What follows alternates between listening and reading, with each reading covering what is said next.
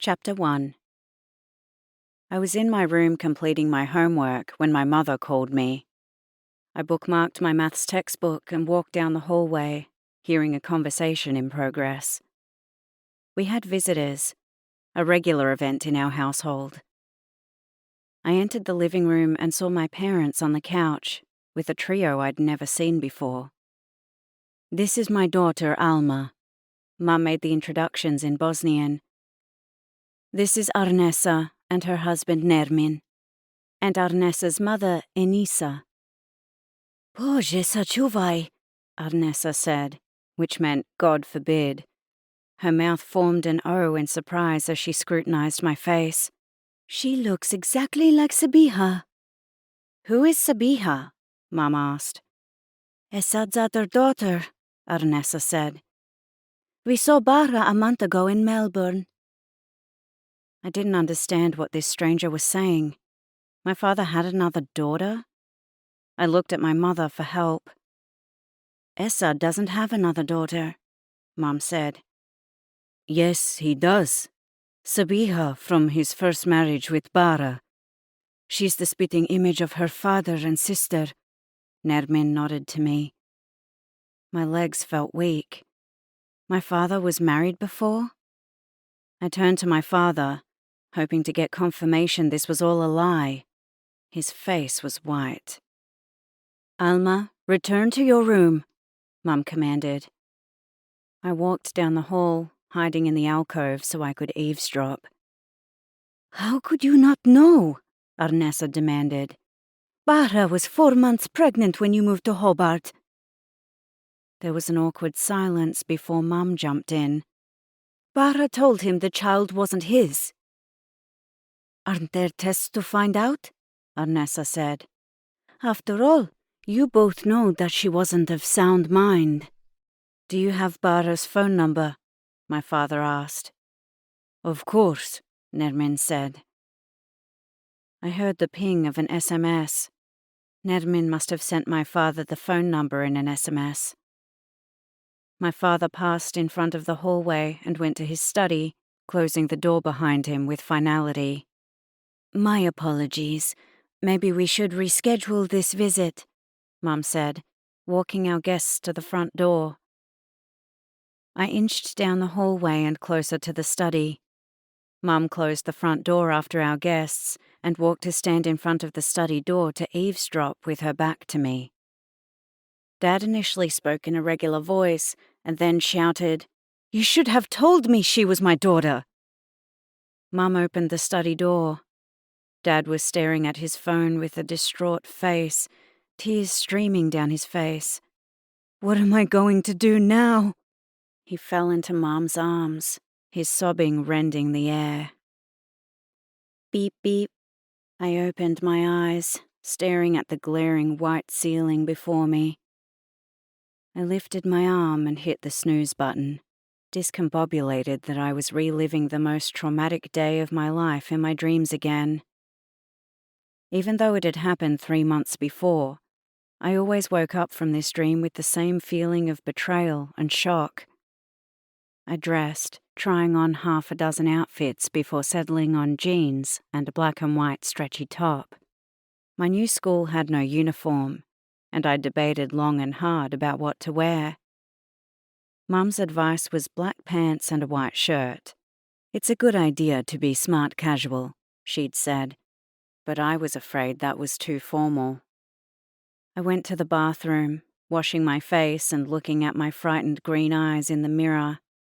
I tried to tell myself that everything would be all right, but if I had learned anything up until this point, it was that things can always get worse. I practiced my smile in the mirror until my cheeks were sore. It was important that it looked careless and natural, a mask that I could hide the quiet terror filling me. I stretched my lips wider and pushed my cheeks deeper into my face. That would have to do. It was the first day of term 3, and I was beginning my 3rd school in year 10. "Alma!" My little sister Sanala called out my name as she pounded on the bathroom door. I opened the door and she rushed in like a tornado. She got her hairbrush from the drawer and handed it to me.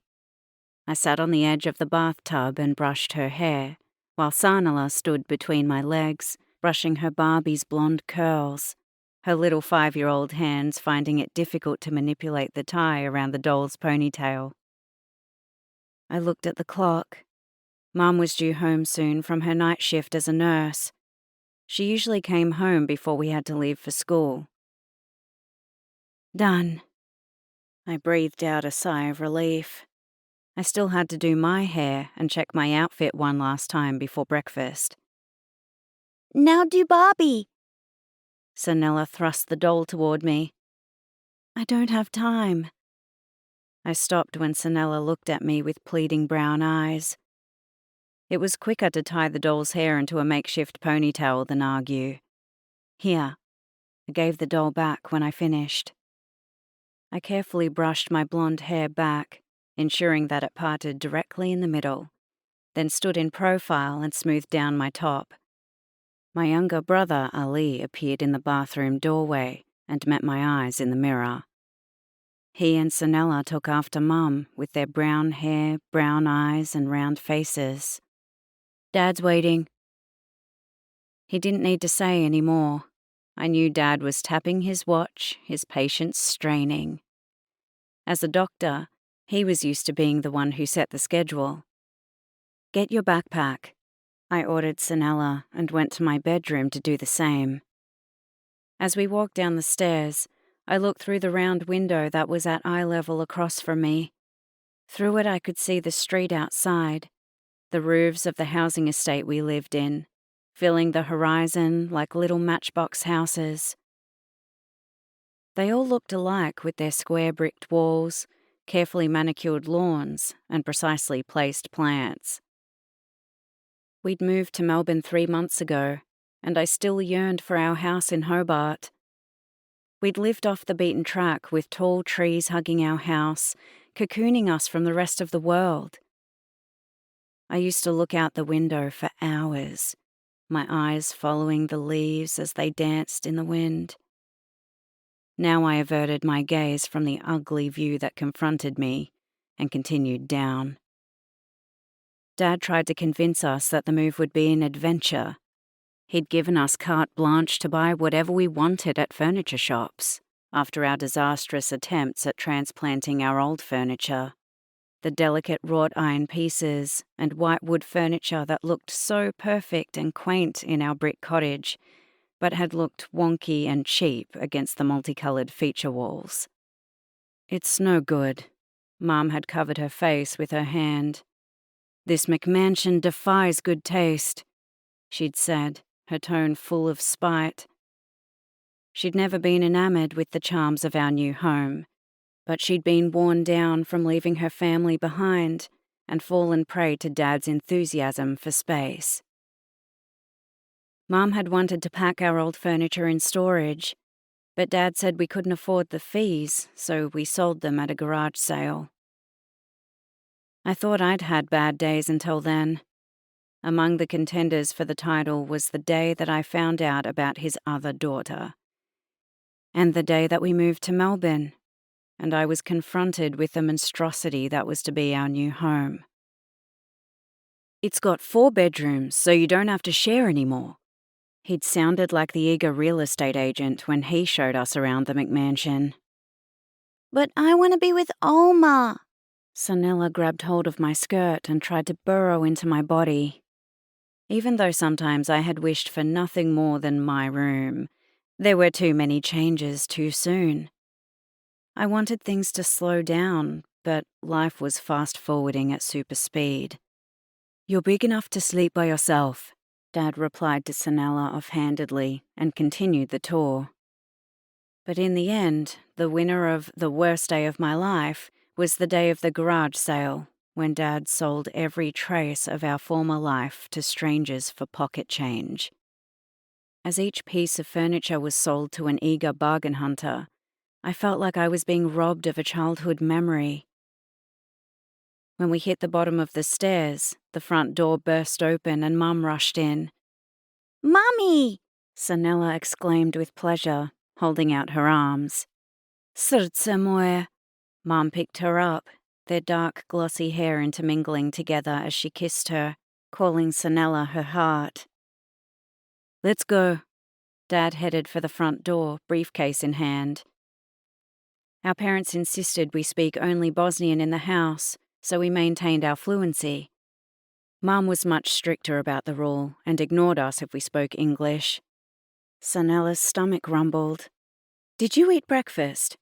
Mum looked at the clean sink and pushed past Dad. Let's fix that, she said as she rifled through the kitchen cupboards. Sit. Mum pointed to the stool with the wooden spoon she was holding. As I watched Mum expertly flip eggs and put bread in the toaster, my father's burning gaze drilled a hole in the nape of my neck. Usually I was the one who made breakfast when Mum worked, but this morning I'd spent half an hour changing outfits. I'm going to be late, Dad said, still standing by the doorway.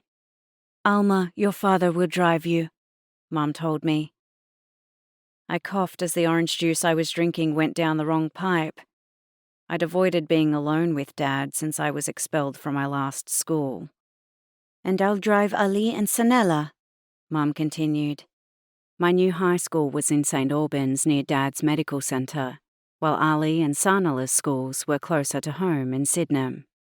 When Mum served breakfast, I gulped the eggs down without chewing, only to stop abruptly and cover my mouth as the gooey texture of the scrambled eggs triggered my gag reflex. Don't rush. Mum shot an annoyed look at Dad. He retreated to the living room.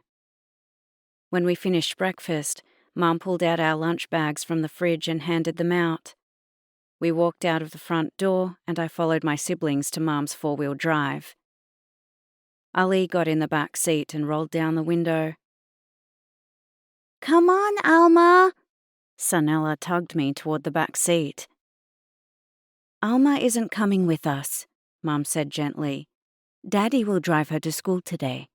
But who's going to wait with me until school starts? Sanella was on the verge of tears. Sanella was in prep and was anxious by herself. I used to stay with her at her primary school until her friends arrived, then undertook the 15-minute walk to my previous school, a private all-girls school. You'll be all right. I knelt in front of her and cupped her cheek. Your new friend Heidi will wait for you at school. Sanella hugged me, her little arms clinging to my neck. She was born when I was 10, and I reckon I'd nearly changed almost as many of her nappies as Mum had. Let go of your sister now. Mum grabbed hold of Sanella's arms and gently tugged her away. No! Sanella shouted, holding tighter. I took a deep breath and blinked back my own tears. You won't be alone. I'll stay with you, Ali said. See? I made my voice upbeat. Ali will stay with you. Sanella looked uncertainly between Ali and I. Promise, she demanded from our brother. I promise. He took Sanella's other hand.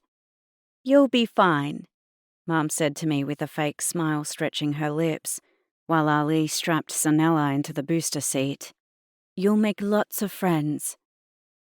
As Mum hugged me, I hid my face in her hair, wanting to be a little girl once again and believe in every platitude. But I knew she was just as nervous as I was. I was embarking on a whole new adventure at my first co-ed public high school. Either of those would have terrified me. The two together, and I was paralyzed. Don't forget I'll pick you up after school at Dad's work. Mum pecked me on the cheek and briskly got in the driver's seat. I waved as the car reversed out of the driveway. The four-wheel drive was parallel to the house, and Sanella pressed her face against the glass window when Dad turned on the ignition to his car. I aborted my waving and jumped into the passenger seat. We reached the end of the cul-de-sac, and Mum's four-wheel drive turned left, while Dad turned right. I watched through the back window until Mum's car wasn't visible anymore. I looked ahead again, suddenly aware of the silence in the car. The last time I'd been alone with Dad was when I got expelled 3 days ago, and he drove me home, his body taut with seething silence. Dad took a right turn and cleared his throat. "There's something I need to talk to you about," he said, switching to English. He'd lived in Australia for nearly 20 years and had the faintest tinge of an accent when he spoke.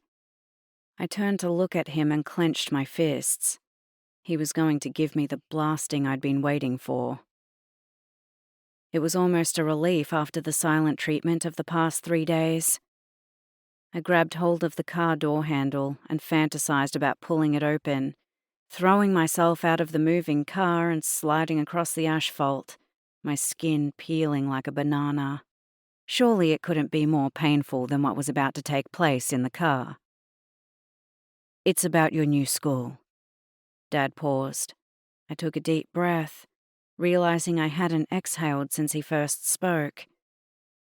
"I'm really excited," I lied. I was full of trepidation about what it would be like to go to a public school. The kids in public schools were rough, and I was told that public schools had less discipline. "It's got a fantastic academic record." I recited the facts and figures I'd memorized from repeatedly staring at the school enrollment information. "It's not that." Dad waved for me to stop. "You'll know someone at your new school." "Mum told me," I interrupted again. Mum worked the phones after they enrolled me, calling around the Bosnian community until she tracked down a student who went to the same school. Dina Hasanagic. "Could you please let me finish?" he snapped. I hunched into the passenger seat, his words like a slap to the face. My fingers jumped to my mouth, my teeth connecting with enamel before I remembered myself and sat on my hands. "I'm sorry." Dad put his hand through his hair, messing his carefully combed hair. He was nervous. My stomach clenched harder. "Your sister goes to St. Albans High." Dad turned to look at me. "No, she doesn't," I automatically replied. "Sanella goes to—" I abruptly cut out. He was talking about his other daughter. My body lurched as if our car hit a pothole, but the road before us was smooth as glass. It was the same feeling I'd had when I found out about our supposed sister from Dad's first marriage. After my parents made the family announcement about my father's other daughter, everything sped up. Dad went on a trip to meet his firstborn and came back with a job offer and real estate pamphlets in tow. My parents fought over the proposed move. Mum didn't want to leave her extended family, who were all within a 15-minute drive, but in the end it was inevitable. Dad had always wanted to move to Melbourne in order to be more involved with the Bosnian community and have access to greater professional opportunities. And when he found out he had a long-lost daughter, he gained greater familial priority. Before I knew it, we were packing and moving to Melbourne. Dad's attempt to atone for his inadvertent years of neglect were thwarted when Sabiha refused to have contact with him. I wanted to ask him if he knew before they enrolled me. I wanted to shout and scream. But years of habit taught me to keep my lips zipped and my eyes on the floor. "I know you're probably thinking that I wanted you to enroll at St. Albans High because of Sabiha, but that's not true," he said, as if he'd read my mind. "It truly is the best school in the area." Dad peeked at me as he drove. "I'm sorry. I know this isn't fair to you. If you want to come to work with me, we can find another school for you." It was the last thing I expected to hear. "Do you mean it?" "Of course," Dad said. "It's completely your decision."